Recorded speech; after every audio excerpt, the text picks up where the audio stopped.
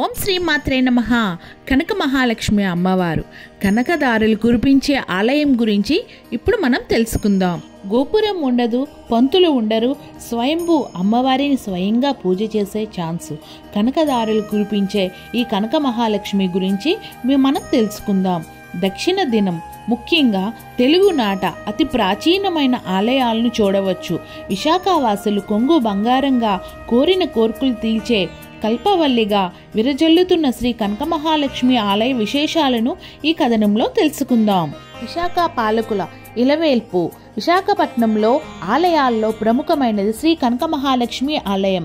విశాఖ నగరంలోని రుజువుపేటలో నెలకొన్న ఈ ఆలయానికి 100 సంవత్సరాల చరిత్ర ఉంది. ప్రస్తుతం పెద్ద నగరంగా మారిన విశాఖ 100 సంవత్సరాల కిందట ఒక చిన్న ఊరు.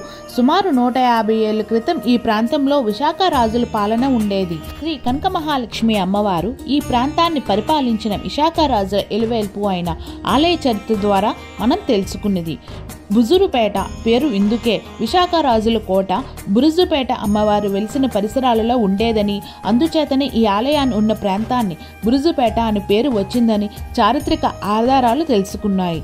స్వయంభూ అమ్మవారుగా శ్రీ కనకమహాలక్ష్మి దేవి స్వయంభూగా వెలవెలిసిన దానికి చారిత్రక ఆధారాలు ఉన్నాయి. ఒక కథనం ప్రకారం 1912లో శ్రీ కనకమహాలక్ష్మి అమ్మవారి విగ్రహం బావిలో లభించింది. అయితే ఇక్కడ అమ్మవారి రహదారి మధ్యలో ప్రతిష్ఠించారు. రహదారిని విస్తరించడానికి విశాఖ మున్సిపల్ అధికారులు విగ్రహాన్ని తొలగించి మరో చోట ప్రతిష్ఠించారు. అది జరిగిన 1917 సంవత్సరంలో విశాఖలో పేగు వ్యాధి వలన అనేక మంది చనిపోయారు. ఇది అమ్మవారి విగ్రహాన్ని తొలగించడం వల్లే జరిగిందని తలచి మళ్ళీ అమ్మవారిని యథాస్థానానికి చేర్చారు.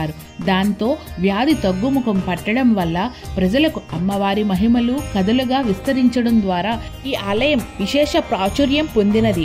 మరో కథనం ప్రకారం సద్గుణ సంపన్నుడైన ఓ బ్రాహ్మణుడు కాశీకి వెళ్తూ విశాఖ తీరం మీదుగా రుజువుపేటకు చేరుకున్నాడు. అమ్మవారి విగ్రహం ఉన్న బావిలో స్నానం ఆచరించి సేద తీరాడు. ఈ సమయంలో అమ్మవారు ప్రత్యక్షమై తాను కలియుగంలో భక్తుల కోరికలు తీర్చేందుకు అవతరించానని, తన విగ్రహాన్ని ఆలయంలో ప్రతిష్ఠించాలని కోరింది. అంటే ఆ బ్రాహ్మణుడు తాను కాశీకి వెళ్తున్నానని మరణించాలని ప్రాధేయపడతాడు. ఆగ్రహానికి గురైన అమ్మవారు తన వామహస్తాలతో పరిగానే ఆయుధంతో ఆ బ్రాహ్మణుని సంహరించేందుకు సిద్ధమవుతుంది. దీంతో బ్రాహ్మణుడు శివుణ్ణి ప్రార్థిస్తాడు. శివుడు విషయాన్ని గ్రహించి అమ్మవారి వామహస్తాన్ని మోచేతి పై వరకు ఖండించి శాంతింపజేస్తాడు. కనకమహాలక్ష్మిగా భక్తులకు అనుగ్రహించాలని అమ్మవారిని ఆదేశిస్తాడు. అందుకే ఈ ఆలయంలో అమ్మవారికి వామహస్తం ఉండదు. కనకమహాలక్ష్మి ఆలయంలో అమ్మవారి పైన గోపురం లాంటిది ఏమీ ఉండదు. కేవలం కొబ్బరి ఆకులతో పందిరి ఏర్పాటు చేస్తారు. ఇక్కడ భక్తులే స్వయంగా పూజలు చేయవచ్చు. పసుపు, కుంకుమ, చీరలు భక్తులు అమ్మవారికి సమర్పిస్తారు. పూజారులెవ్వరూ ఉండరు. సంతానము లేని మహిళలకు సంతానం కలిగించే తల్లిగా ఈ ఆలయానికి వచ్చే భక్తులను స్వయంగా అమ్మను కొలుచుకునే భాగ్యం ఉంటుంది. అందుకే భక్తులంతా అమ్మవారికి పసుపు కుంకుమలతో పాటు పాలు, పవిత్ర జలాలతో పూజలు చేసి కొబ్బరికాయలు కొట్టి దేవికి నివేదించే సంప్రదాయం ఇక్కడ కొనసాగుతుంది.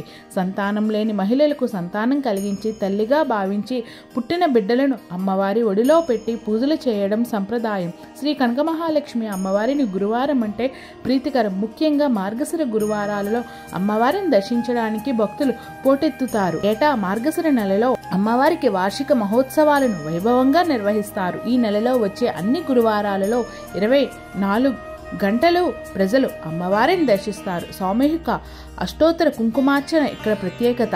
మార్గశిర మాసంలో అన్నదానం చేసిన వారికి మార్గశిర మాసంలో అమ్మవారి దీవెనలు కలుగుతాయి అని ప్రగాఢ విశ్వాసం. మార్గశిర మాసం సందర్భంగా మనం కూడా ఆ కనకమహాలక్ష్మిని సందర్శించి సంతాన సౌభాగ్యాలను పొందుదాం. ఓం శ్రీ మాత్రే నమః. Please subscribe. Thank you for watching.